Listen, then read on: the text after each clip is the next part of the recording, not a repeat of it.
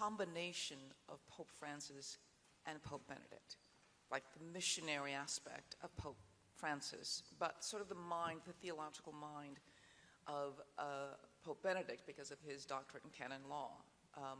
Is this what attracted you to him, besides his manner, but just the resume? Lauren, I think you're onto something. I'm glad I'm sitting next to Cardinal DiNardo. You see, Robert Francis Prevost is an Augustinian. Augustine is the representative of perhaps the most towering intellect in Western civilization. In philosophy and theology, you don't have to go to a Catholic or Christian university to study Augustine. He's studied by everybody. And so that could be the rock of an intellect that would remind us a bit more of Pope Benedict, right? But yet, right, he's filled with that missionary zeal and fervor that the cerebral life is fine, but unless it sinks to the heart, takes over the soul, and can be expressed credibly and in a compelling, colorful way through the mouth, it ain't going to accomplish much. And so, yes, that might be the combination there of with Pope Francis. Way to go.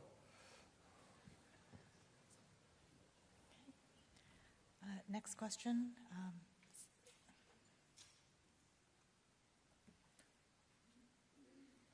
Hi, Mary Calvi. I have a question for Cardinal Dolan and Cardinal Tobin. Cardinal Dolan, before you were sequestered, you told me that you were hoping for a pope who had pastoral experience within a diocese, in a church community, a gifted linguist, and a person with Vatican experience, but maybe not a Vatican lifer. And that certainly described Cardinal Prevost. So I was wondering from you and also from Cardinal Tobin, when you were going in to the conclave, did you have an idea in your head that Cardinal Prevost would be the next pope? And also on the subject of gnocchi, how was the food in the conclave? Oh. Well, Mary, thanks for reminding me of what I had said in our enjoyable interview. I think it was back at home. Thank you. And yeah, that means a lot to us. It means a lot to us cardinals that you would have a pastor. Pastor is the Latin word for shepherd. Jesus, this Sunday, we're going to celebrate Good Shepherd Sunday when Jesus says, I'm the Good Shepherd. We look for somebody who's a good shepherd, a good pastor. And that usually is translated into that part of his curriculum vitae would be extensive pastoral experience. Lord knows Pope Francis had it. And Lord knows Pope Leo XIV has had it. That usually means parish or diocese, although a good priest and a good bishop is a good shepherd wherever he is assigned, okay? Cardinal Pierre has spent most of his life in the diplomatic service of the Holy See, maybe not in a parish or diocese, but he's still a good shepherd. But we would look to that, Mary, very, very much. The food, let's just say it was a good impetus to get this over with. All right?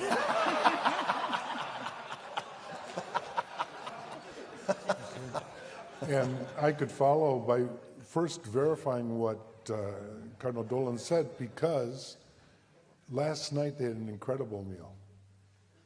As I said, they've been holding back, till we got the job done. But I do remember being so shocked the day after Easter, getting the word about 5 o'clock in the morning of Pope Francis's death. And as I was shaving later that morning, I was listening to a segment on the BBC in which Cardinal Bo, who was mentioned from Myanmar, was being interviewed. And towards the end, the journalist, with the customary discretion, said, without violating any secrecy, do you have some candidates in mind? And Cardinal Bo surprised me by saying, well, yes, there's one or two I've been thinking of. And I said, Joe Tobin, you got a candidate in mind? And I said, absolutely not now. And I don't think it's just laziness. There are other things I probably could do more promptly. I needed to listen to, especially these discussions before, as I'd valued what happened in the Synod so much, because it was an opportunity not simply in Rome to listen, but in all places, Newark, New Jersey. And I came to that Synod with a lot clearer ideas of what I heard from the 16,000 or so people that participated. So I think that I would imagine there was one or two that came with somebody else in mind and changed because of what they heard from people. So thank you. Okay. Well, we are running a little short on time. I'm going to give one last question to a Catholic outlet. I'm going to call on Cindy Wooten with Catholic News Service.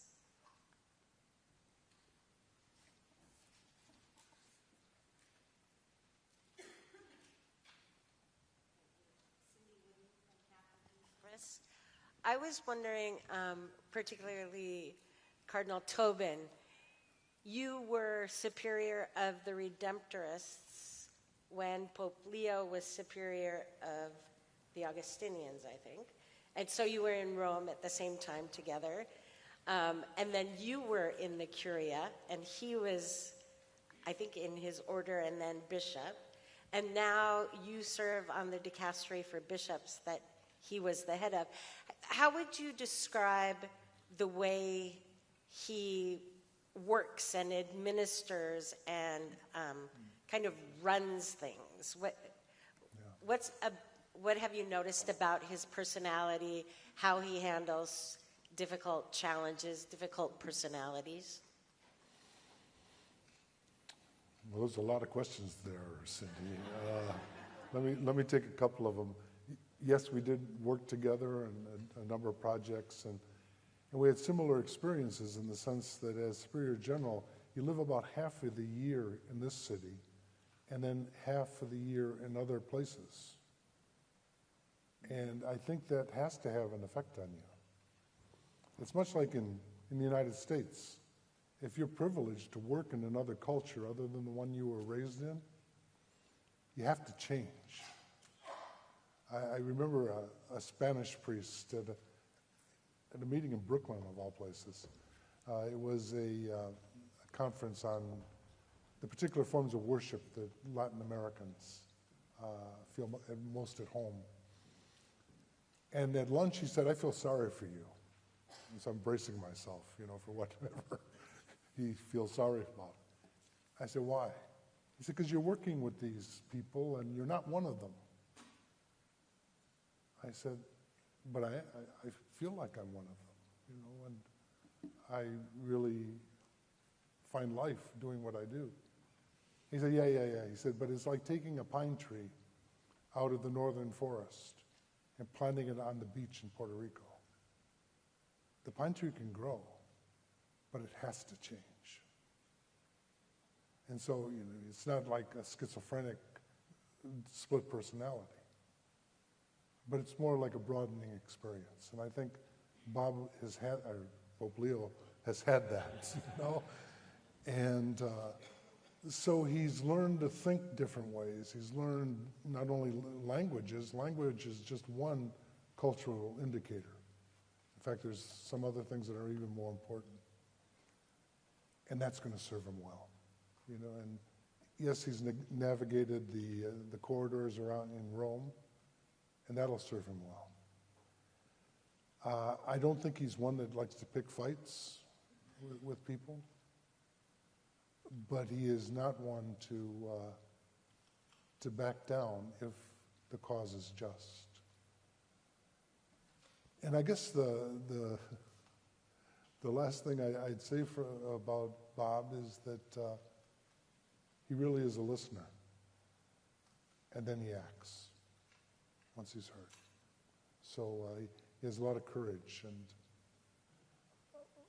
I just thanked him yesterday when it was my turn for saying yes to such an awesome responsibility. Okay, thank you very much, Your Eminences, and thank you, ladies and gentlemen of the media, for your participation today, and thank you, Monsignor Powers and the Pontifical North American College, for hosting us today. Have a good evening, everyone.